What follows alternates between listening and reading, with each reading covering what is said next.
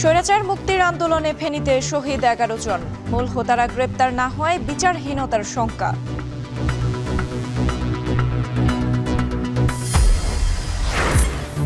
ভোলায় বরাদ্দের অর্ধেক চালও পাচ্ছেন না উপকারভোগীরা। রাজনৈতিক দলের প্রভাব বিস্তারের অভিযোগ।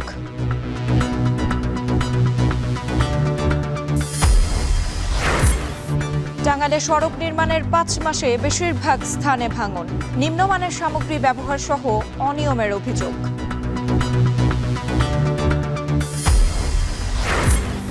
চালুর 1 মাসেই বন্ধ সারিয়াকান্দি মাদারগঞ্জ ফেরি চলাচল।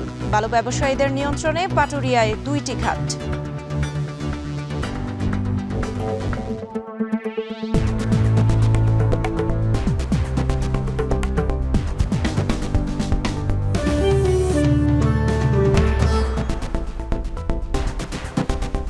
স্বাগত এখন জনপদে। পুরো আয়োজন জুড়ে সঙ্গে আছি আমি সুমাইরাত্রী। জুলাই অভ্যুত্থানে দেশের অন্যান্য অঞ্চলের মতো স্বৈরাচার মুক্তির আন্দোলন সংগ্রামে উত্তাল ছিল ফেনী। এ সময় আওয়ামী লীগ সহ বিভিন্ন বাহিনীর হামলা ও গুলিতে শহীদ হন 11 জন। কিন্তু বছর পেরোলেও মূল হোতাদের কেউ গ্রেপ্তার না হয় বিচারহীনতার শঙ্কায় স্বজনরা। আর জানাচ্ছেন সোলেমান ডালিম। 4 আগস্ট সকাল থেকেই ঢাকা চট্টগ্রাম মহাসড়কের মহিপালে জড়ো হচ্ছিল হাজারো ছাত্র জনতা। অন্যায়ের বিরুদ্ধে শান্তিপূর্ণ অবস্থান কর্মসূচিতে স্লোগানে মুখরিত হয়ে ওঠে চারপাশ।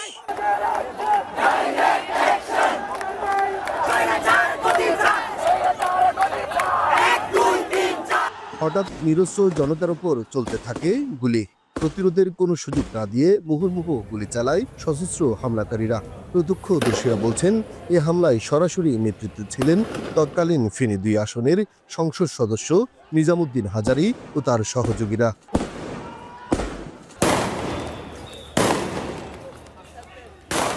দু 2024-এর ছাত্র জনতার গণ অভ্যুত্থানে ঢাকা চট্টগ্রাম মহাসড়কের ফেনীর মহিপালের এই স্থানটি ছিল রণক্ষেত্র। সেদিন এই স্থানে ঝরেছিল 8টি তাজা প্রাণ। সব মিলিয়ে ফেনীতে শহীদের সংখ্যা দাঁড়ায় 11 জন। নামাজ পড়ি স্লোগান দিচ্ছে মাইক থেকে রেডি করতে, এই মুহূর্তেই ঠাস ঠাস ঠাস ঠাস ঠাস এরকম ভারী অস্ত্র নিয়ে তারা হামলা করবে আমরা এটা চিন্তা করি নাই। আমাদেরকে বিদেশি অস্ত্র দিয়ে আমাদের কয়েকজন বাইকে শহীদ করে। এত ছাত্রের প্রাণহানিতে স্তব্ধ হয়ে যায় পুরো জেলা। হতাহতরা ছিলেন কলেজ বিশ্ববিদ্যালয়ের সাধারণ শিক্ষার্থী। সেই নারকীয় হামলার 1 বছর পার হলেও গ্রেপ্তার হয়নি মূল হোতা কেউ। উদ্ধার হয়নি হামলায় ব্যবহৃত অস্ত্র। এই যে গুলিগুলো করছে, যাদের কারণে করছে তারা তো হাতের বাইরে। তাদের যেন ধরে যেন ভালোভাবে বিচারটা আমরা যেন পাই। ভাইয়ের মুখটা দেখে একদম রক্তাক্ত অবস্থায়, গুলি লাগার পর মুখটা একদম ভিজে যায় রক্তে। তখন অনেকটা চিনে যাচ্ছিল না। এরপরে ভাইয়াকে আমি অন্যদিকে যে কান্না করতেছিলাম, এরপরে আমি আর আমার চাচু সিদ্ধান্ত নিয়ে যে লাশটা নিয়ে যাবো এখান থেকে। আমার দাবি এটা, আমার ছেলের হত্যার বিচার চাই আমি। এদিকে আইনশৃঙ্খলা বাহিনী বলছে, ঘটনার পরপরই 22টি মামলা হয়েছে। এর মধ্যে হত্যা মামলা 7টি, হত্যা চেষ্টা মামলা 15টি, এজাহার নামীয় আসামি 3000, অজ্ঞাত আরও 2000-এর বেশি। গ্রেপ্তার হয়েছে 5 শতাধিক আসামি। অপরদিকে আসামি গ্রেপ্তার ও অস্ত্র উদ্ধার নিয়ে উদ্বেগ প্রকাশ করেছেন বাদীপক্ষের আইনজীবী। এই মামলাগুলো সর্বোচ্চ গুরুত্ব দিয়ে আমরা দেখছি। প্রায় আমাদের আসামির সংখ্যা প্রায় এজাহার নামে এবং অজ্ঞাত সহ প্রায় 3000-এর মতো। আমরা এখন পর্যন্ত প্রায় 500-এর বেশি আসামি আমরা গ্রেফতার করতে সক্ষম হয়েছি। এবং আমাদের যে মামলার জন্য তদন্তের যে আনুষঙ্গিক কার্যক্রম, সেটিও আমাদের খুব ভালো অগ্রগতি হয়েছে। আমরা আশা করছি একটি মামলা আমরা খুব শীঘ্রই চার্জশিট দিতে পারবো। প্রকাশ্য দিবালোকে যারা সশস্ত্র হামলা চালিয়ে হত্যা করেছে, মূল হত্যাকারী কেউ এখনো গ্রেপ্তার হয় নাই। অনেকেই বিভিন্ন আইনের ফাঁক ফোকর গলিয়ে দেশের বাইরে চলে গেছে। একটা হত্যা মামলা এবং হত্যা চেষ্টা মামলা পুলিশ কিন্তু তদন্ত রিপোর্ট চার্জশিট দাখিল করতে পারে নাই। এটাও প্রশাসনের একটা ব্যর্থতা। মহিপালের এই হত্যাযজ্ঞ, যা রাজধানী ও বিভাগীয় শহরের বাইরে কোনো জেলা শহরে একদিনে সর্বোচ্চ রক্তাক্তের ঘটনা। আন্দোলনকারীরা বলছেন, প্রকৃত খুনি ও পরিকল্পনাকারীদের শাস্তি নিশ্চিতই পারে শহীদ পরিবারে অন্তত সামান্য সান্ত্বনা ফিরিয়ে আনতে। সোলাইমান ডালিম, এখন ফেনী। ভোলায় সরকারি চাল নিয়ে চালবাজির যে অভিযোগ উঠেছে সেটা বন্ধ হবে কিভাবে? বরাদ্দের অর্ধেক পরিমাণ চাল পাচ্ছেন না উপকারভোগীরা। অভিযোগ রয়েছে সহায়তার চাল যারা পাচ্ছেন তাদের অধিকাংশই রাজনৈতিক দলের নেতাকর্মী। এই যখন অবস্থা, তখন অনিয়মের বিরুদ্ধে দ্রুত পদক্ষেপ নেওয়ার আশ্বাস দিলেন জেলা প্রশাসক। আর জানাচ্ছেন ইমতিয়াজুর রহমান। ভোলা সদর উপজেলার ভেদুরিয়া ইউনিয়নে ষাটুর্ধ জেলে মোহাম্মদ মালেক এসেছেন বরাদ্দের ৮০ কেজি চাল নিতে। মাত্র ৩৫ কেজি চাল পাওয়ায় ক্ষুব্ধ তিনি। এই ৪০ কেজির নাম চাল হয়, তারপর নাম হিরিয়ে এলাম ৪০ কেজি চাল ৩৫ কেজি হইব না, ৩৫ হইব না। মালেক মাঝির মতো বেশিরভাগ জেলের একই অভিযোগ। বলেন রাজনৈতিক প্রভাবের শিকার তারা। সাংবাদিক যখন এখানে থাকে ততক্ষণ চাউল ৩৮ কেজি দেয়, আবার ফাঁক দিয়া ২৫ কেজি ২৬ কেজি দেয়। বালতি দিয়া দেওয়া বেশি কম হয়, আর যদি দাড়ি ভালা দিয়া দিত তো আর বেশি কম হয় না। ঠিক মতো একরকম দিয়া যায় স্যার। তো কাজ ছাড়া চাল নিতে আছে, আর আমরা কাট লইছি আঙ্গুরে চাল দিই না। সদর উপজেলার ভেদুরিয়া ইউনিয়ন পরিষদের সদস্য বা ট্যাগ অফিসার না থাকলেও চাল বিতরণ করছেন ইউনিয়ন বিএনপির নেতাকর্মীরা। চাল বিতরণের সহায়তা করছে বলে দাবি তাদের। তবে চাল দেয়ায় অনিয়মের অভিযোগ অস্বীকার করেন দায়িত্বরতরা। জেলেগো চাল আমরা বিএনপির পক্ষ থেকে সারাদিন বাজে চাল সুষ্ঠুভাবে বিতরণ করা হচ্ছে এবং 1304 কার্ডের মাল বিতরণ করা হচ্ছে। না না না না না না এটা আদৌ ঠিক না, আদৌ ঠিক না। আপনারা ওখানে থাকেন, একেবারে শুরু থেকে শেষ পর্যন্ত থাকার অনুরোধ করব। কারণ জনগণ বা কিছু সমালোচক তারা এভাবে বলতে পারে। ওখানে আপনারা থাকেন, দেখেন আমরা 40 কেজি, সেখানে একটু ঘাটতি যেয়ে সর্বোচ্চ 39 হতে পারে, এর কমে না। এটা আমার শক্ত করে আমার নির্দেশনা দেওয়া আছে। এমন অবস্থায় অনিয়ম বন্ধ সহ প্রকৃত জেলেদের বিজিএফের চাল দেওয়ার দাবিতে বিক্ষোভ ও মানববন্ধন করেছেন জেলেরা। শুধু জেলেদের বিজিএফ নয়, গেল 23 মার্চ মনপুরার উত্তর সাকুচিয়া ইউনিয়নে দুস্থদের মধ্যে চাল দেওয়ার সময় প্রভাব বিস্তার নিয়ে বিএনপি, ইসলামী আন্দোলন ও জামাতের নেতাকর্মীদের সংঘর্ষে 11 জন আহত হন। 31 মার্চ দৌলত খানের চরখলিফায় বিএনপি নেতার গুদাম থেকে সরকারি 182 বস্তা, ভোলার বাংলা বাজার থেকে 100 বস্তা ও সদর উপজেলার দক্ষিণ দিগুলদি থেকে খাদ্য বান্ধব কর্মসূচির 50 বস্তা চাল জব্দ করে এলাকাবাসী। সরকারের যে সামাজিক নিরাপত্তা কর্মসূচি রয়েছে, যেমন বয়স্ক ভাতা, বিধবা ভাতা, প্রতিবন্ধী ভাতা, জেলেদের চাল কিংবা ভিজিএফ চাল বা অন্যান্য যে সুযোগ সুবিধাদি সাধারণ মানুষের জন্য রয়েছে, সেগুলো আগে একটি দল নিয়ন্ত্রণ করত। এখন যদিও কাগজে কলমে প্রশাসন নিয়ন্ত্রণ করে, কিন্তু বিভিন্ন রাজনৈতিক দলের প্রভাবের কারণে প্রশাসন কিন্তু এককভাবে সিদ্ধান্ত নিতে পারে না। তবে বিএনপির নামে কিছু কুচক্রী মহল অপপ্রচার চালাচ্ছে বলে জানান জেলা বিএনপির আহ্বায়ক ও জাতীয় নির্বাহী কমিটির সদস্যরা। ডিস্ট্রিবিউশন যেখানে হোক না, সেই সর্বযুগই দেখছি কিছু দুষ্ট লোকজন এসব ডিস্টার্ব করেই থাকে। বনপুরাটা এটা আমার থেকে অনেক দূরে, তবুও আমার লোকজন ওখানে যারা আছে তাদেরকে আমি খবর পাঠিয়েছি ঘটনাটা কি, তদন্ত করে এর ব্যবস্থা করে আমার কাছে রিপোর্ট দেওয়ার জন্য বলে দেওয়া হয়েছে। ত্রাণ বিতরণ, এই যে ভিজিটি বিতরণের কাছে দলীয় লোকরা কেউ যাবে না, একদম নিষেধ। যদি কেউ যাও তাকে তাদের পদের থেকে তাদেরকে অব্যাহতি দিয়ে দেওয়া হয়। অন্যদিকে সরকারি সহায়তার চাল বিতরণে প্রভাব বিস্তার ও অনিয়ম হলে ব্যবস্থা নেওয়া হচ্ছে বলে জানান জেলা প্রশাসক। চাল বিতরণ নিয়ে বিভিন্ন মহল প্রভাব বিস্তার করার চেষ্টা করতে পারে, কিন্তু আমরা এই প্রভাবের ঊর্ধ্বে থেকে চাল বিতরণ করছি এবং যদি এমন কোনো কোথাও দেখি যে চাল বিতরণ অনিয়ম হয়েছে, তাহলে আমরা তার ব্যবস্থা নেব। দ্বীপ জেলা ভোলার 2 লাখ মানুষ মাছ শিকারের উপর নির্ভরশীল। তবে নিষেধাজ্ঞার সময় আয়ের পথ বন্ধ থাকায় বিপাকে পড়তে হয় তাদের। এ সময় নিবন্ধিত জেলেদের চাল সহ নানা সহায়তা দেয় সরকার। ইমতিয়াজুর রহমান, এখন ভোলা। বান্দরবান সদর উপজেলায় বিদ্যুৎ স্পৃষ্টে একই পরিবারের 2 জন সহ 3 জনের মৃত্যু হয়েছে। সকালে চিম্বুক এলাকার রাঙ্গাইল হেডম্যান পাড়ায় এই ঘটনা ঘটে। এ ঘটনায় দগ্ধ হয়েছে আরও 5 জন। স্থানীয়রা জানায় সকালে হঠাৎ রাঙ্গাইল হেডম্যান পাড়ার একটি বৈদ্যুতিক ট্রান্সফরমার বিস্ফোরিত হয়। ঘটনাস্থলেই তারে জড়িয়ে বিদ্যুৎ স্পৃষ্ট হয় নানি নাতি সহ 3 নারী। ঘটনাস্থলেই মৃত্যু হয় তাদের। নিহত 1 জনের মরদেহ উদ্ধার করে স্থানীয়রা বান্দরবান সদর হাসপাতালে নিয়ে আসে। অপর 2 জনের লাশ উদ্ধার করতে ঘটনাস্থলে গেছে পুলিশ। ফেনীতে বন্যা পরিস্থিতির কিছুটা উন্নতি হয়েছে, তবে ফুটে উঠেছে ক্ষতচিহ্ন। এ নিয়ে আরও জানাতে ফেনী শহর থেকে যুক্ত হয়েছেন সোলেমান ডালিম। ডালিম, প্রশাসনের পক্ষ থেকে বন্যা কবলিত কোনো সহায়তা দেয়া হচ্ছে কিনা, বন্যার সার্বিক পরিস্থিতি জানতে চাই আপনার কাছ থেকে। রাত্রি বন্যা পরিস্থিতি উন্নতি হয়েছে, কথাটি ঠিক আছে, কিন্তু বন্যা পরিস্থিতি যতই উন্নতি হচ্ছে, পানি যতই জনপদ থেকে নামছে, ততই কিন্তু যে ক্ষত চিহ্নগুলো আছে সেগুলো স্পষ্ট হচ্ছে। পানি উন্নয়ন বোর্ড আমাদেরকে যেটি জানিয়েছেন যে কিছুক্ষণ আগে ফেনীর ময়ূরী কৌয়া সিলোনিয়া নদীর 122 কিলোমিটার যে বাঁধ রয়েছে, সেই 122 কিলোমিটার বাঁধের সর্বমোট 41টি স্থানে ভেঙেছে এবং সেই 41টি স্থানে ভেঙেই কিন্তু ফেনীর যে সবগুলো উপজেলা কিন্তু প্লাবিত হয়েছে। আমরা কথা বলেছি জেলা প্রশাসনের সাথে। জেলা প্রশাসন জানিয়েছেন যে 100 শতাধিকের বেশি কিন্তু গ্রাম এই বন্যা কিন্তু প্লাবিত হয়েছে এবং 126টির বেশি আঞ্চলিক সড়ক এবং গ্রামীণ সড়ক ক্ষতিগ্রস্ত হয়েছে। 64 লাখ টাকার কিন্তু প্রাণী সম্পদ খাতে ক্ষতি হয়েছে। 2000-এর বেশি কিন্তু পুকুর এবং ঘেরের মাছ কিন্তু চলে গেছে বন্যার পানিতে। এছাড়াও 2 শতাধিকের মতো বসত ভিটা নষ্ট হয়েছে মানুষের।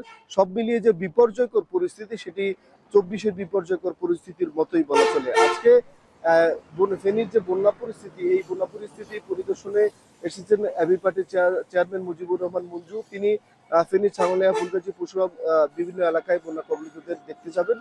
তিনি আমাদেরকে যেমনটি জানিয়েছেন যে এই যে ফেনীর দীর্ঘদিনের যে সমস্যা, যে এই সমস্যা নিরসনে কিন্তু ত্রাণ দুর্যোগ মন্ত্রণালয়ের যে উপদেষ্টা রয়েছেন ফারুকি আজম, তার সাথে তিনি কথা বলেছেন। আমাদেরকে তিনি জানিয়েছেন যে 2024-এর যে বিপর্যয়কর পরিস্থিতি, বিপর্যয়কর অভিজ্ঞতা, সেই অভিজ্ঞতা সরকার কাজে লাগায়নি। সেই অভিজ্ঞতা যদি সরকার কাজে লাগাতো তাহলে 25-এ আবার যে বিপর্যয় হয়েছে সেই বিপর্যয় হতো না। 2024-এ যেসব বাঁধ ভেঙেছে সেই সব বাঁধ মেরামতের জন্য পানি উন্নয়ন বোর্ড যে পরিমাণ বরাদ্দ পেয়েছিল সেই পরিমাণ বরাদ্দের কাজ কিন্তু তারা করেনি, যার ফলশ্রুতিতে যেসব জায়গায় মেরামত হয়েছে সেই সব জায়গায় কিন্তু আবার ভেঙেছে। সব মিলিয়ে এই যে পরিস্থিতি তৈরি হয়েছে, বারবার ফেনীর মানুষদেরকে যে ভোগান্তিতে করতে হচ্ছে, সেটির জন্য কিন্তু পানি উন্নয়ন বোর্ড কোনোভাবে দায় এড়াতে পারে না এবং স্থানীয়রাও যেটি বলছেন, পানি উন্নয়ন বোর্ড এক্ষেত্রে পুকুর চুরি করছে এবং এর সাথে কিন্তু স্থানীয় প্রভাবশালী এবং ঠিকাদাররাও কিন্তু রয়েছে। সব মিলিয়ে জেলা প্রশাসন যেটি বলছেন যে ক্ষয়ক্ষতির যে চিত্র এখন পর্যন্ত এসছে, সেটি কিন্তু একদমই চূড়ান্ত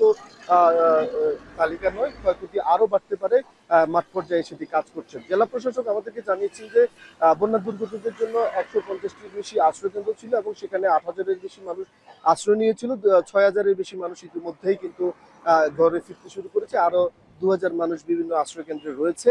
এই মানুষগুলোকে সাহায্য এবং সহায়তা করার জন্য সেনাবাহিনী, নৌবাহিনী, স্থানীয় জেলা প্রশাসন, বিভিন্ন রাজনৈতিক দল এবং স্বেচ্ছাসেবকদেরকেও আমরা দেখেছি যে মাঠে কাজ করতে। সব মিলিয়ে যে ফেনীর যে বন্যা পরিস্থিতি, সেটি উন্নতি হচ্ছে, তবে ক্ষতচিহ্ন ক্রমাগত স্পষ্ট হচ্ছে। জেলা প্রশাসন থেকে শুরু করে যারা কর্তা রয়েছেন তারা বলছেন যে এই বিষয়ে পদক্ষেপ নেওয়া হচ্ছে। অপরদিকে পানি উন্নয়ন বোর্ড যেটি বলছেন যে 41টি স্থানে ভেঙেছে সেগুলো মেরামত করা করবে খুব শীঘ্রই। এই ছিল ফেনী থেকে আমাদের কাছে সর্বশেষ। ফেনীর বন্যা পরিস্থিতির খবর জানাতে যুক্ত ছিলেন সোলেমান ডালিম।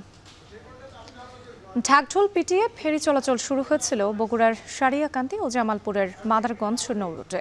বেশ খুশি হয়েছিলেন এই রুটের চলাচলকারীরা, যদিও চালুর 1 মাসের মাথায় সেটি বন্ধ হয়ে যায়। কারণ হিসেবে দেখানো হয় নদী খননের অজুহাত। এখন ঝুঁকি নিয়েই পার হতে হচ্ছে নদী, গুনতে হচ্ছে বাড়তি খরচও। আর জানাচ্ছেন রাজীব সেলিম। 2021 সালের আগস্টে বগুড়া জামালপুরের নৌপথে ফেরি চলাচল উদ্বোধন হয়। কালীতলা জামথল নৌ রুটে সি ট্র্যাক চলেনি 1 মাসও। নদী খননের অজুহাতে সাময়িকভাবে ফেরি বন্ধ হলেও তা চালু হয়নি এখন পর্যন্ত। যমুনা নদীর 2 পারের বাসিন্দাদের দীর্ঘদিনের দাবি পূরণ না হওয়ায় এখনও ঝুঁকি নিয়েই চলতে হচ্ছে তাদের। বর্ষায় উত্তাল যমুনায় ঝুঁকি আরও বাড়ে। ছোট ছোট যানবাহন সহ যাত্রী, গবাদি পশু ও কৃষিপণ্য আনা নেয়া করতে হয় শ্যালো মেশিন চালিত নৌকায়। ট্রলারের নিরাপদ না, কোনো উপরে এই নাই, ছাউনি নাই। এই যে এখন বর্ষা সময় আসবে, আপনি বজ্রপাতের সময়, বৃষ্টির সময় অনেক সমস্যা। যখন প্রচণ্ড বর্ষা আসে তখন এমনই সমস্যা হয়, দেখা যায় প্রচণ্ড ঝড় আসতেছে, আমরা হুমকির সম্মুখীনে লাইফ রিস্ক রেখে আমাদেরকে যাতায়াত করতে হয়। নিরাপদভাবে যাতায়াতের ব্যবস্থা করে এই জন্য আমি সরকারের সুদৃষ্টি রাখার জন্য আমি অনুরোধ করছি। এই পথে উত্তর জনপদের সাথে রাজধানীর দূরত্ব কমে প্রায় 70 কিলোমিটার। ফেরি চলাচল শুরু হলে বাড়বে যাত্রী পারাপার। সেই সাথে কৃষিপণ্য আনা নেয়া ও কেনাবেচায় সুবিধা হবে নদী পারের মানুষের। অতিরিক্ত যাত্রী এবং মালামাল বহন করা সম্ভব না, এতে গরু মহিষ শস্যপণ্য আনতে অনেক কৃষকদের কষ্টসাধ্য ব্যয়ভার বহন করা কঠিন হয়ে যায়। এর ফলে সারিয়াকান্দিতে তাদের যোগাযোগের খরচটা বৃদ্ধি পাওয়া যায়। ফেরি চলাচল শুরু হলে জামালপুরের ব্যবসায়ীগণ সারিয়াকান্দিতে আসবে, সারিয়াকান্দি থেকে ধান চাল পাট কিনে নির্বিঘ্নে তাদের গন্তব্যে পৌঁছে দিতে পারবে এবং সারিয়াকান্দির ব্যবসায়ীগণ জামালপুর থেকে মাল আনা নেওয়া করতে পারবে। দুই পারের জন্য সুবিধা হবে। বগুড়ার সারিয়াকান্দি উপজেলার কালীতলা ঘাট থেকে প্রতিদিন সকাল ৯টা, বেলা ১১টা, দুপুর ২টা ও বিকাল ৪টায় গাদাগাদি করে যাত্রী নিয়ে শ্যালো মেশিন চালিত নৌকা ছেড়ে যায় জামথল ঘাটের উদ্দেশ্যে। এই রুটে দ্রুত ফেরি চালুর আশ্বাস এই কর্মকর্তার। নৌ পরিবহন অধিদপ্তর থেকে একটা টিম এসে আমাদের সরেজমিন ভিজিট করে গেছেন, তারা পজিটিভ আছেন। একসময় যেটি বন্ধ হয়ে গেছে বা এটা উদ্যোগ নেওয়া হয়েছিল, তো আশা করা যায় এখন যে পর্যায়ে বা যে গতিতে কাজ আগাচ্ছে, হয়তো ভবিষ্যতে এখানে অতি দ্রুতই এটা ফেরিঘাট বা একটা বিআইডব্লিউটিও একটা তাদের জামথল ঘাট এবং কালীতলা ঘাটে একটা নৌ পারাপারের একটা ব্যবস্থা হয়তো তারা করবে। অপরিকল্পিতভাবে অবৈধ বালু উত্তোলনের কারণে পরিবর্তন হয় নদীর গতিপথ। সে কারণেই বর্ষাকাল ছাড়া বছরের বাকি সময় বিঘ্নিত হয় নদীপথের যোগাযোগ।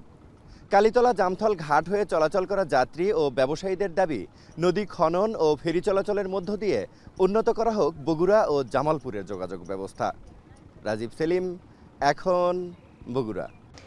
টাঙ্গাইলের বড় বাসালিয়ায় সড়ক নির্মাণের ৫ মাস না যেতেই অধিকাংশ জায়গা ভেঙে যাচ্ছে। স্থানীয়দের অভিযোগ, সড়ক নির্মাণে ব্যবহার করা হচ্ছে নিম্নমানের সরঞ্জাম। এ নিয়ে আরও জানাতে টাঙ্গাইল থেকে যুক্ত হয়েছেন কাউসার আহমেদ। কাউসার, সড়ক সংস্কারের প্রশাসন থেকে কোনো ব্যবস্থা নেওয়া হয়েছে কিনা?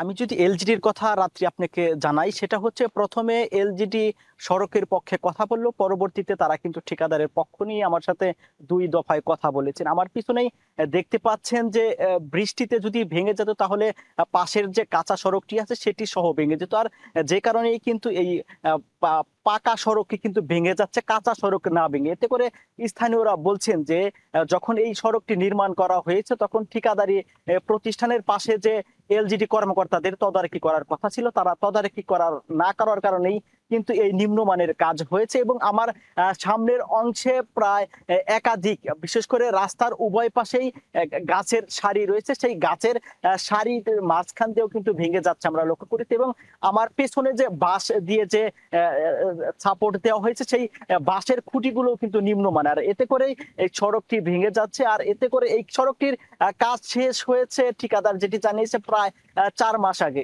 এতে করে টাঙ্গাইল সদরের সাথে কালিহাতী উপজেলার এলেঙ্গা পৌরসভার যারা এই সড়ক ব্যবহার করে থাকে, বিশেষ করে প্রতিনিয়ত প্রায় 30 থেকে 35 হাজার মানুষ এই সড়ক ব্যবহার করে থাকে, তাদের চরম দুর্ভোগ পোহাতে হচ্ছে। তারা বলছেন যে এই সড়কটি নিম্নমানের কাজের কারণে মাঝারি বা বড় ধরনের কোনো যানবাহন এই সড়ক দিয়ে তারা নিতে পারছেন না, তাদের কয়েক কিলোমিটার ঘুরে তাদের যেতে হচ্ছে। আর এই এলাকাটা হচ্ছে যখন বন্যা মৌসুম থাকে তখন চারপাশে পানি থই থই করে, তখন এই দৃশ্য দেখার জন্য টাঙ্গাইল শহর থেকে শুরু করে দূর দূরান্তের মানুষ যারা রয়েছেন তারা এখানে একটু আনন্দ উপভোগ করতে আসেন। তারাও কিন্তু এই ভাঙা সড়কের কারণে তারা যানবাহন বা ব্যক্তিগত গাড়ি তারা নিয়ে আসতে পারেন না। আর এতে করে এই আশেপাশের এলাকায় যে ছোট ছোট মনোহারীর দোকান বা বিভিন্ন ফাস্টফুডের দোকান রয়েছে, তারা বলছেন যে এই ভাঙা সড়কের কারণে তাদের ব্যবসা বাণিজ্য কমে গিয়েছে। আর এদিকে ঠিকাদার বলছেন যে তারা সঠিক নিয়মেই কাজ করেছেন, তারা বলছেন যে ইতিমধ্যে তারা এই কাজটি শেষ করে চলেও গিয়েছেন। আর এছাড়া এলজিডির সদর উপজেলার যিনি নির্বাহী প্রকৌশলী রয়েছেন জাকির হোসেন, তিনি বলেছেন যে প্রথমে বলছিলেন যে তিনি এই বিষয়ে ব্যবস্থা নেবেন, পরবর্তীতে তিনি ঠিকাদারের পক্ষে সাফাই গিয়েছেন। তিনি বলেছেন যে এখানে যদি নিম্নমানের কাজ হয় তাহলে ঠিকাদারের যে জমা টাকা দেওয়া আছে সেই টাকা থেকে জরিমানা করার কথা হবে, কিন্তু তিনি বলেছিলেন যে এটা তিনি সরজমিন পরিদর্শন করবেন। কিন্তু এখন পর্যন্ত এলজিডির যিনি কর্মকর্তা বা এলজিডির যে দায়িত্বপ্রাপ্ত কর্মকর্তা ছিল এই সড়কে, তারা এখন পর্যন্ত কোন সরজমিন পরিদর্শন করেনি। এতে করে স্থানীয় মানুষ যারা রয়েছেন তারা গভীর ক্ষোভ প্রকাশ করেছেন। তারা বলছেন যে শুরু থেকে যখন নিম্নমানের কাজ হচ্ছিল তখন থেকেই তারা ঠিকাদার সহ এলজিডির কর্মকর্তা যারা রয়েছেন তাদের বারবার তাকিদ দিয়েছেন এবং বারবার তাকিদ দিলেও কিন্তু তারা সেই দায় ছাড়াভাবেই কাজ করেছেন। তো এই কাজটি দেখে জেলা এলজিডির কর্মকর্তা সহ ঊর্ধ্বতন কর্তৃপক্ষের হস্তক্ষেপ কামনা করেছেন স্থানীয়রা। তো রাত্রি এই ছিল আমার কাছে সড়কের সবশেষ তথ্য। টাঙ্গাইলে সড়ক নির্মাণে ব্যবহার করা হচ্ছে নিম্নমানের সরঞ্জাম। এ নিয়ে বিস্তারিত জানাতে যুক্ত ছিলেন কাউসার আহমেদ। ঝালকাঠি শহরের একাধিক গুরুত্বপূর্ণ সড়ক দীর্ঘদিন ধরে সংস্কারবিহীন পড়ে আছে। এতে বর্ষা মৌসুমে সামান্য বৃষ্টিতেই সড়কগুলো চলাচলের অযোগ্য হয়ে পড়ে। দেখা দেয় জলাবদ্ধতা, তৈরি হয় বড় বড় গর্ত। এতে প্রতিদিন দুর্ভোগে পড়ছেন হাজারো পথচারী ও যানবাহন চালকরা। আরও জানাচ্ছেন আলামিন তালুকদার। ঝালকাঠি শহরের কাঁঠালতলা, টিএনটি, রূপনগর, বসুন্ধরা ও বাঁশপট্টি এসব সড়ক সহ অন্তত 11টি গুরুত্বপূর্ণ সড়ক বছরের পর বছর ধরে সংস্কারবিহীন অবস্থায় পড়ে আছে। বর্ষা এলে সামান্য বৃষ্টিতেই রাস্তায় তৈরি হয় জলাবদ্ধতা, দেখা দেয় খানাখন্দক ও বড় বড় গর্ত। ফলে এসব রাস্তায় চলাচল হয়ে পড়ে কষ্টকর ও ঝুঁকিপূর্ণ। এসব সড়ক দিয়ে চলাচলে সবচেয়ে বেশি ভোগান্তিতে পড়তে হয় স্কুল কলেজের শিক্ষার্থীদের। স্থানীয়দের অভিযোগ, সড়কের এই দুরবস্থার কথা বারবার পৌর কর্তৃপক্ষকে জানানো হলেও কাজের কাজ কিছুই হয়নি। রাতে যখন বৃষ্টি হয় রাস্তায় পানি জমে থাকে, কোনটা গর্ত কোনটা রাস্তা একদম হাঁটার উপযোগী থাকে না। এই রোডের দুর্ভোগের শেষ নাই, আর এই দুর্ভোগ আমরা অনেক দিন যাবৎ ভোগ করতেছি। চলাচলে অনেক ভোগান্তি হচ্ছে, এখান থেকে কোনো রুগী নিয়ে যাওয়া যাচ্ছে না। গাড়ি চালাতে না, গর্তের মধ্যে পড়লে ঋণ বইয়ে যায়। সমস্যার কথা স্বীকার করে পৌর প্রশাসক বলছেন এসব সড়ক মেরামতের পরিকল্পনা নেওয়া হয়েছে, বরাদ্দ এলে কাজ শুরু হবে। প্রত্যেকটা রাস্তায় আমাদের সিটি সিআরপি প্রকল্পের প্রথম ও দ্বিতীয় এবং তৃতীয় ফেজে এটা অ্যাপ্রুভ করা আছে। ইতিমধ্যে প্রথম পর্যায়ের কাজ 5টি রাস্তার কাজ শেষ পর্যায়ে আছে, দ্বিতীয় পর্যায়ে 3টি এবং সর্বশেষ পর্যায়ে আমরা 8টি রাস্তা মেরামত ও সংস্কার করব। এভাবে দিনের পর দিন চলতে থাকা দুর্ভোগে শহরবাসী হারাচ্ছেন ধৈর্য। তারা বলছেন ভাঙা রাস্তায় প্রতিদিন চলতে গিয়ে ভোগান্তি পোহাতে হচ্ছে তাদের। জলাবদ্ধতা আর গর্তে ভরা রাস্তা এখন এই শহরের পরিচিত দৃশ্য। প্রতিদিন এই দুর্ভোগ পোহাতে হচ্ছে হাজারো মানুষকে, কিন্তু সমাধানে নেই দৃশ্যমান অগ্রগতি। আমিন তালুকদার, এখন ঝালকাঠি। খানাখন্দে ভরে গেছে যশোর খুলনা মহাসড়কের বেশিরভাগ অংশ। প্রতিদিনই ছোট বড় দুর্ঘটনার পাশাপাশি বিকল হচ্ছে যানবাহন। ধুলাকাদায় ভোগান্তিতে স্থানীয়রা। এ নিয়ে আরও জানাতে যশোরের খাচুড়া বাস স্ট্যান্ড থেকে যুক্ত হয়েছেন রিপন হোসেন। রিপন, কতদিন ধরে সড়কের এমন বেহাল অবস্থা? সড়কের সংস্কারের বিষয়ে সংশ্লিষ্টরা কি বলছেন?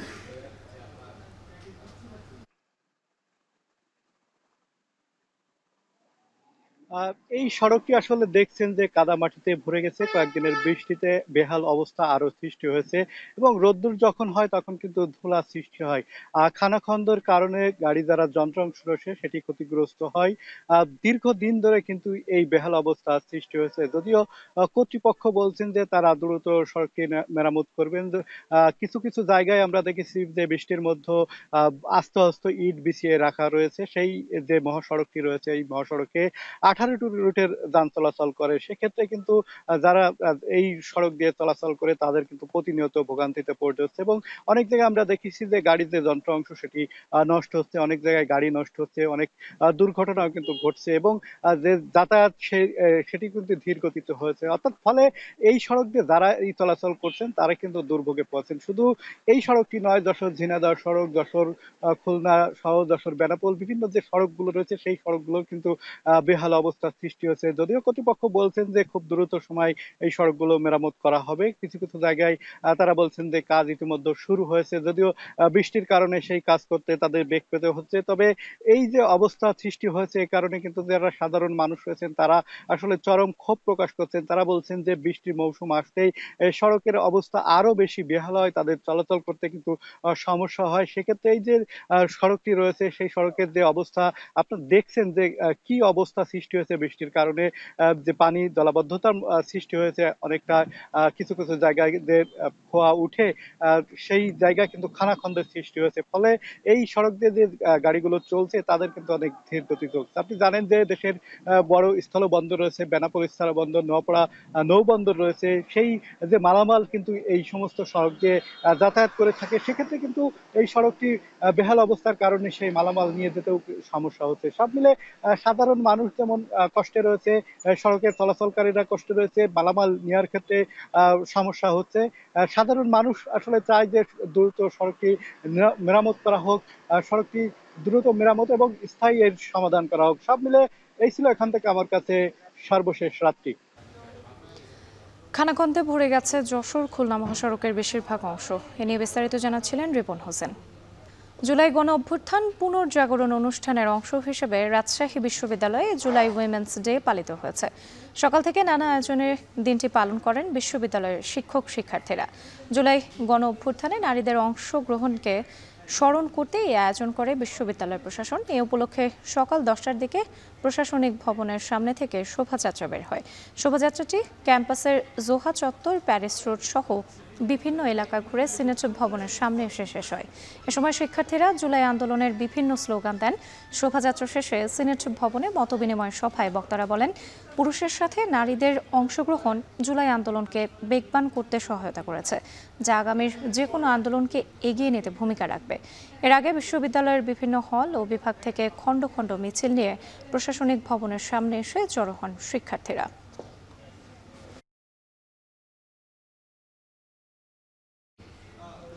মানিকগঞ্জের পাটুরিয়ায় 5টির মধ্যে 2টি ফেরিঘাটই প্রভাবশালী বালু ব্যবসায়ীদের নিয়ন্ত্রণে। নদীবন্দরের জায়গা দখল করে চলছে জমজমাট বালু ব্যবসা। সড়কের পাশে বালু স্তূপ করে রাখার ভোগান্তিতে পড়ছে চালক, যাত্রী ও স্থানীয়রা।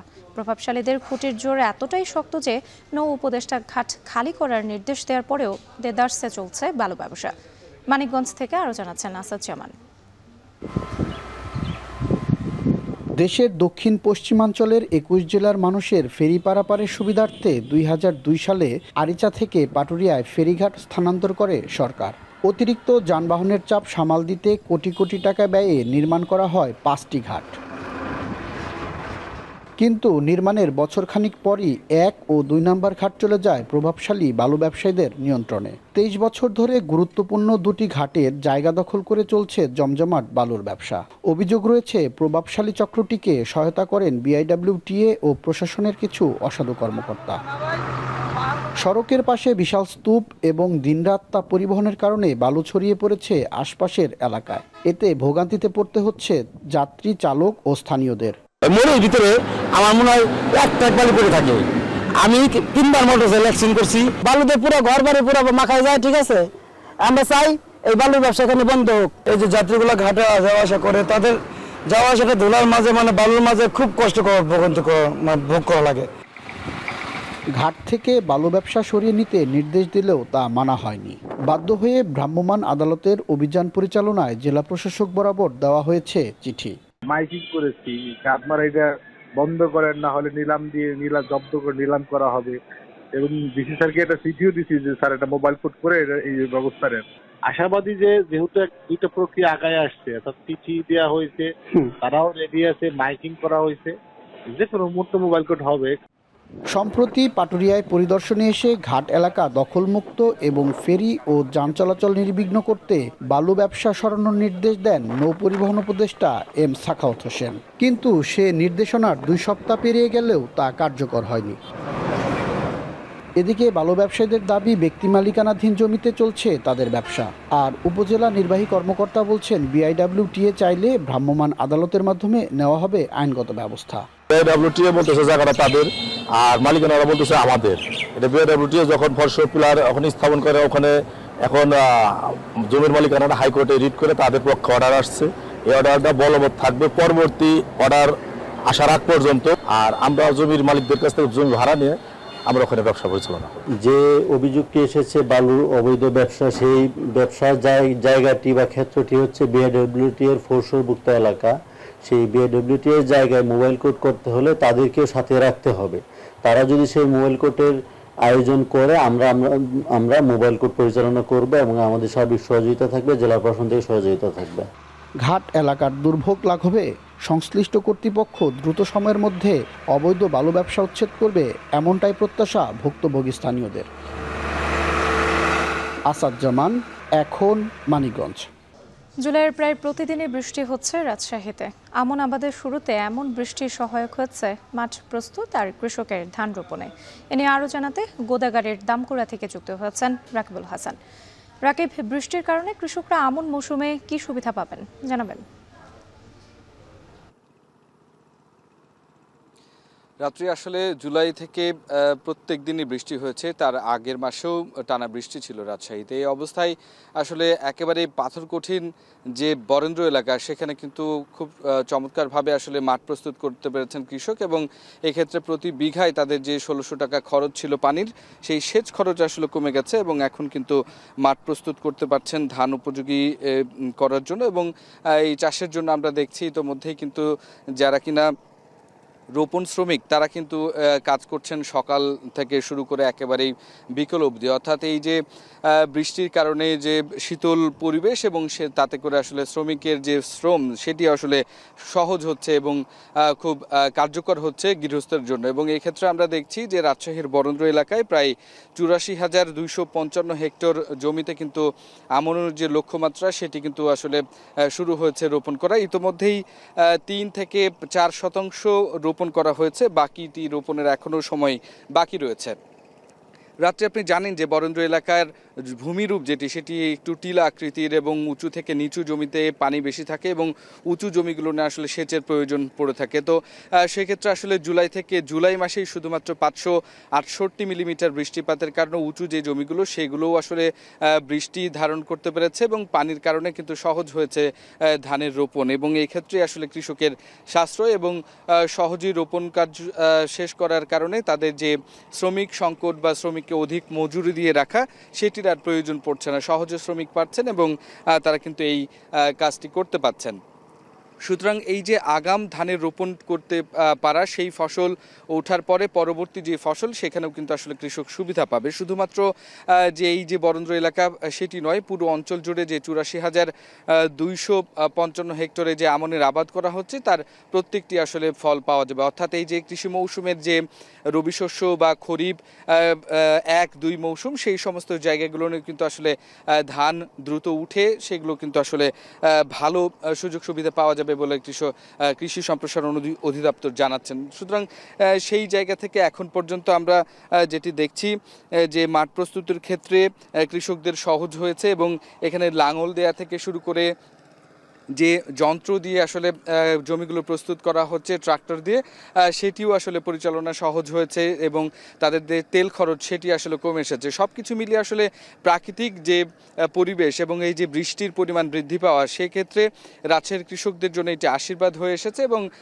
সহজেই কিন্তু আসলে এই যে আমন মৌসুমের যে রোপণ কাজ সেই কাজে আসলে গতি এসেছে। সুতরাং রাত্রি বলাই যায় যে রাজশাহী অঞ্চলে যেই পরিমাণ আসলে আমনের আবাদের লক্ষ্যমাত্রা নেওয়া হয়েছিল সেটি কৃষি সম্প্রসারণ অধিদপ্তর বলছে যে এই সুবিধাতে খানিকটা বাড়তেও পারে। এবং এই অবস্থাতে আমরা যেটি আসলে লক্ষ্য করছি যে রাজশাহীর এই পুরো বরেন্দ্র এলাকা জুড়ে কিন্তু এখন কৃষকরা ব্যস্ত সময় পার করছেন আমনের রোপণে এবং একই সাথে এই যে বৃষ্টি সুবিধা সেটিকে পুরোপুরি কাজে লাগাচ্ছে। তো রাত্রে এই ছিল রাজশাহী দামকুড়া এলাকা থেকে আমার কাছে সর্বশেষ খবর। রাজশাহীর গোদাগাড়ির দামকুড়া থেকে যুক্ত ছিলেন রাকিবুল হাসান। চট্টগ্রামের সাগর উপকূলে বেদখল হওয়া জায়গা উদ্ধারে দ্বিতীয় দিনের মতো উচ্ছেদ অভিযান চালাচ্ছে পানি উন্নয়ন বোর্ড। প্রথম পর্যায়ে 40 একর জায়গায় চললেও পর্যায়ক্রমে অভিযান চালানো হবে 117 একর এলাকায়। এ নিয়ে আরও জানাতে বাংলা বাজার থেকে যুক্ত হয়েছেন ফয়সাল করিম। ফয়সাল, দ্বিতীয় দিনের অভিযানে এখন পর্যন্ত কতটি অবৈধ স্থাপনা উচ্ছেদ হলো? এই অভিযানের বিষয়ে দখলদাররা কি বলছেন? রাত্রি আমরা দেখছি যে চট্টগ্রামের কাঠতলী হালি শহরের যে উপকূলীয় এলাকা আছে, চট্টগ্রামের যে আউটার রিং রোড, সেই রিং রোডের পাশের যে স্থাপনাগুলো সেগুলোকে অবৈধ বলছেন পানি উন্নয়ন বোর্ডের কর্মকর্তারা এবং তারা এই অবৈধ জায়গাগুলো যেগুলো তাদের বেদখল হয়ে গেছে সেগুলোতেই মূলত উদ্ধার অভিযানে নামে গতকাল থেকে এবং একটি বিশাল অভিযান চলছে। প্রশাসনের প্রায় আইনশৃঙ্খলা বাহিনী মিলিয়ে শতাধিক সদস্য এখানে উপস্থিত আছেন এবং 5টি বুলডোজার টানা কাজ করছে এই অবৈধ স্থাপনাগুলো গুড়িয়ে দেওয়ার জন্য। এবং তারা বলছেন যে এখানে যে স্থাপনাগুলো গড়ে উঠেছে উপকূলীয় এলাকায়, এগুলো মূলত অবৈধভাবেই গড়ে উঠেছে এবং বিভিন্ন প্রভাবশালী যারা বিগত সরকারের আমলে তারা এগুলো বিভিন্নভাবে দখলে নিয়েছেন। এর মধ্যে সাবেক মেয়র আছেন, মঞ্জুরুল আলমের নাম আছে, সাবেক সংসদ সদস্য আছেন, স্থানীয় যিনি সাংসদ তার নাম আছে, এবং বিভিন্ন প্রভাবশালীদের সহায়তায় এবং বিভিন্ন প্রভাবশালীদের সাহায্য সহযোগিতা নিয়ে মূলত এই স্থাপনাগুলো গড়ে তোলা হয়েছে। এবং আমরা দেখছি এখানে অস্থায়ী ট্রাক ডিপো আছে, লোহা লক্করের ইয়ার্ড আছে এবং বিভিন্ন ধরনের স্থাপনা পড়েছে, স্টেডিয়াম রয়েছে, ছোট ছোট যে স্টেডিয়ামগুলো আছে তেমন স্থাপনাগুলো কিন্তু ঘুরিয়ে দেওয়া হচ্ছে। এবং পানি উন্নয়ন বোর্ডের কর্মকর্তারা জানিয়েছেন যে এই উপকূলীয় এলাকায় তাদের 40 একরের মতো জায়গা এভাবে বেদখল হয়েছে এবং তার মধ্যে প্রাথমিকভাবে গতকাল পর্যন্ত 15 একরের মতো জায়গা তারা উদ্ধার করেছেন এবং আজকেও বিকেল 5টা পর্যন্ত এই অভিযান চলবে। আজকে তারপরে আসলে বলা যাবে কতটুকু জায়গা তারা উদ্ধার করেছেন। তবে আমরা দেখছি যে অভিযানের জন্য তারা সকাল থেকে এখানে এসেছেন, বুলডোজার দিয়ে ঘুরিয়ে দেওয়া হচ্ছে। বেশিরভাগ স্থাপনা কিন্তু অস্থায়ী স্থাপনা এবং তারা বলছেন যে এখানে এই স্থাপনাগুলো উচ্ছেদের পর এখানে তারা বনায়ন করবেন। বিশেষ করে এটি যেহেতু উপকূলীয় এলাকা এবং চট্টগ্রাম শহর যেহেতু এক ধরনের ঝুঁকিতে আছে, যেই আবহাওয়াগত যে পরিবর্তন কিংবা জলবায়ুগত যে ঝুঁকি চট্টগ্রামের উপর রয়েছে সেগুলো কিন্তু রক্ষার জন্য এই উপকূলীয় এলাকা একটি বড় রক্ষা কবচ হতে পারে যদি এখানে উপকূলীয় বনায়ন করা যায়। আসলে এই জায়গাগুলো বনায়নের জন্যই সংরক্ষিত ছিল, কিন্তু এগুলো বেদখল হয়ে গিয়েছে এবং এগুলোকে মূলত বনায়ন করে উপকূলকে রক্ষা এবং এখানে যে বেড়িবাঁধ আছে সেটিকে সুরক্ষার জন্য তারা কাজ করবেন এবং সেই লক্ষ্যে আসলে তারা স্থাপনাগুলো উচ্ছেদ করছেন। এবং চট্টগ্রাম নগরী যেহেতু সবসময় ঘূর্ণিঝড় কিংবা বড় ধরনের প্রাকৃতিক দুর্যোগের সম্মুখে থাকে, সবসময় বিপদে থাকে, সেহেতু এই এলাকাগুলোতে বনায়ন কিন্তু চট্টগ্রাম শহরকে যেমন রক্ষা করবে তেমনি এই উপকূলীয় মানুষ এবং উপকূলীয় যে জনজীবন আছে সেগুলোকে কিন্তু রক্ষা করবে। তো সেটি যেহেতু এতদিন হয়নি, এবার তারা আটঘাট বেঁধে নেমেছেন এবং তারা বলছেন যে এই অভিযানের মধ্য দিয়ে উপকূলীয় এলাকা যেমন রক্ষা পাবে তেমনি দীর্ঘদিনের যে রাজস্ব হারানোর যে বিষয়টি ছিল পানি উন্নয়ন বোর্ডের, সেটি থেকেও তারা কিন্তু পরিত্রাণ পাবেন এবং এগুলোকে ব্যবহারের মাধ্যমে তারা বেদখল মুক্ত যেমন করতে পারবেন তেমনি পরিবেশ কিংবা চট্টগ্রাম নগরীকে রক্ষার জন্য একটি পদক্ষেপ তারা নিতে পারবেন। চট্টগ্রামে আজ দ্বিতীয় দিনের মতো উচ্ছেদ অভিযান চালাচ্ছে পানি উন্নয়ন বোর্ড। এ নিয়ে বিস্তারিত জানাতে যুক্ত ছিলেন ফয়সাল করিম। শেরপুরে শুরু হয়েছে বৃক্ষ মেলা। মেলার প্রতিটি স্টলে শোভা পাচ্ছে ফলজ, বনজ, ঔষধি সহ নানা রকম বাহারি ফুলের গাছ। এ নিয়ে আরও জানাতে শেরপুর ডিসি উদ্যান থেকে যুক্ত হয়েছেন জাহিদুল খান সৌরভ। সৌরভ, মেলায় ক্রেতা দর্শনার্থীদের ভিড় কেমন দেখছেন, আর এবারের মেলায় নতুন কোনো প্রজাতির গাছ এসেছে কিনা?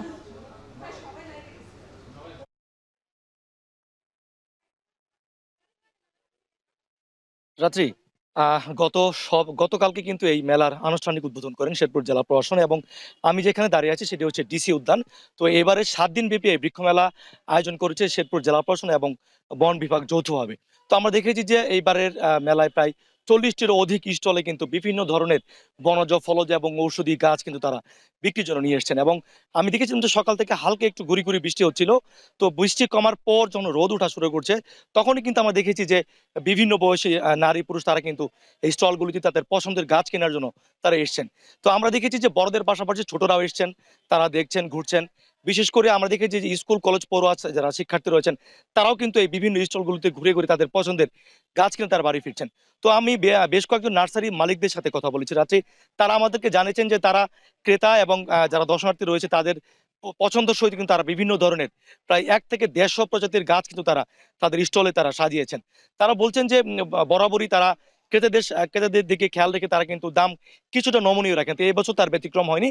তারা বলছেন যে ফলজ গাছ 10 টাকা থেকে শুরু করে 3000 টাকা পর্যন্ত এবং বিভিন্ন বনজ গাছ 50 টাকা থেকে শুরু করে 200 টাকা পর্যন্ত বিক্রি হচ্ছে এবং ঔষধি গাছ সেগুলো রয়েছে সেগুলো কিন্তু আমরা দেখেছি যে 50 থেকে শুরু করে প্রায় 250 টাকা পর্যন্ত বিক্রি হচ্ছে। বিশেষ করে বাড়িতে এবং ছাদ কৃষি যারা তৈরি করতে চান তাদের জন্য কিন্তু এইবারের মেলাতে বিশেষ কিছু ব্যবস্থা তারা রেখেছেন। যারা ছাদ কৃষি করতে ইচ্ছুক এবং তারা ছাদ কৃষিতে ভালোবাসেন তাদের জন্য আমরা দেখেছি যে নার্সারি মালিকরা কিন্তু তারা বড় বড় টবে করে বিশেষ করে টিনের এবং সিমেন্ট জাতীয় যে বস্তা রয়েছে সেগুলো অভিনবভাবে সেলাই করে তারা কিন্তু বড় করে ছাদ কৃষির জন্য যারা গাছ কিনতে চান তাদের জন্য কিন্তু ছাদ কৃষির যে গাছগুলো সেগুলো কিন্তু তারা ব্যবস্থা করেছেন। তো নার্সারি মালিকরা বলছেন যে প্রতিদিন প্রত্যেকটি স্টলে প্রায় গড়ে 25 থেকে 30,000 টাকা পর্যন্ত বিক্রি হয় এবং যারা দর্শনার্থী এবং ক্রেতা রয়েছেন তারা খুশি। তারা বলছেন যে বিভিন্ন গাছ তারা ঘুরে ফিরে কিনছেন এবং এক জায়গায় সব ধরনের গাছ পাওয়া যাচ্ছে। তো রাত্রি এই ছিল শেরপুরের এই 7 দিন ব্যাপী বৃক্ষ মেলা সম্পর্কে আমার কাছে সর্বশেষ তথ্য। শেরপুরে শুরু হয়েছে বৃক্ষ মেলা। মেলা প্রাঙ্গণ থেকে যুক্ত ছিলেন জাহিদুল খান সৌরভ। বঙ্গোপসাগরে লঘুচাপের প্রভাবে উপকূলীয় অঞ্চলে বৃষ্টিপাত অব্যাহত আছে। পায়রা সহ সকল সমুদ্র বন্দরকে ৩ নম্বর স্থানীয় সতর্ক সংকেত দিয়েছে আবহাওয়া অফিস। এ নিয়ে আরও জানাতে পটুয়াখালী থেকে যুক্ত হয়েছেন জসিম পারভেজ। জসিম, আবহাওয়া পরিস্থিতি এখন কেমন দেখছেন?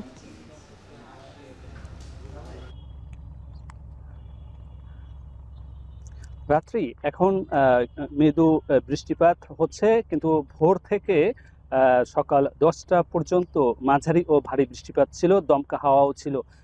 একই সঙ্গে সাগর নদ নদী কিছুটা উত্তাল হয়ে উঠেছে, যেহেতু পূবালী বাতাসে সমুদ্র উত্তাল হয়ে ওঠে। তো আবহাওয়া অধিদপ্তর আমাদেরকে নিশ্চিত করেছে যে গতকাল সকাল 9টা থেকে আজ সকাল 9টা পর্যন্ত পটুয়াখালী শহরে 60 মিলিমিটার বৃষ্টিপাত রেকর্ড করেছেন। এছাড়া খেবুপাড়া আবহাওয়া অধিদপ্তর তারা 101 মিলিমিটার বৃষ্টিপাত রেকর্ড করেছে। তো উপকূলীয় অঞ্চলে যে পায়রা সমুদ্র বন্দর সহ 4টি সমুদ্র বন্দরকে 3 নম্বর স্থানীয় সতর্ক সংকেত দেখে যেতে বলেছে। এছাড়া যে বঙ্গোপসাগর সহ নদ নদীতে নৌ যানবাহনকে সাবধানে উপকূলের কাছাকাছি চলাচল করার জন্য নির্দেশনা দিয়েছে আবহাওয়া অফিস। আমি এখন দাঁড়িয়ে আছি পটুয়াখালী শহরের যে লোহালিয়া নদ, আপনি দেখতে পাচ্ছেন এই নদে কিন্তু এখন তীব্র স্রোত বয়ে যাচ্ছে, জোয়ার বয়ে যাচ্ছে। কিন্তু এখানে যে জেলেরা রয়েছে তাদের সঙ্গে আমরা কথা বলেছি, তারা বলেছে গতকালকের চেয়ে আজকে নদীতে একটু স্রোতটা একটু বেশি দেখা যাচ্ছে, কারণ সাগরে এবং লঘুচাপ সৃষ্টি হওয়ার কারণেই কিন্তু নদ নদী ক্ষিপ্র হয়ে উঠেছে। তো এক কথা বলা যায় যে বৈরী আবহাওয়া বিরাজ করছে উপকূলীয় অঞ্চলে। এই ছিল আমার কাছে সবশেষ। পটুয়াখালী থেকে যুক্ত ছিলেন সহকর্মী জসিম পারভেজ। শেষ করছি এখন জনপদে, তবে যাওয়ার আগে শিরোনামগুলো আরও একবার। স্বৈরাচার মুক্তির আন্দোলনে ফেনীতে শহীদ 11 জন, মূল হোতারা গ্রেপ্তার না হওয়ায় বিচারহীনতার শঙ্কা।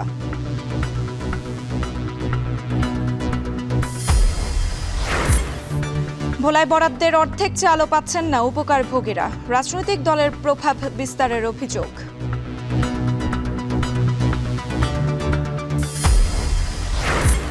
টাঙ্গাইলে সড়ক নির্মাণের 5 মাসে বেশিরভাগ স্থানে ভাঙন, নিম্নমানের সামগ্রী ব্যবহার সহ অনিয়মের অভিযোগ।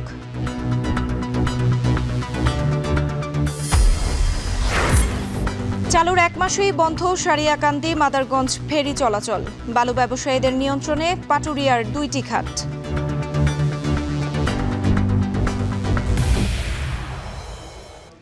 এই ছিল এখন জনপদের আয়োজনে। এখন টেলিভিশন ওয়েবসাইটে দেখতে ভিজিট করুন www.ekon.tv।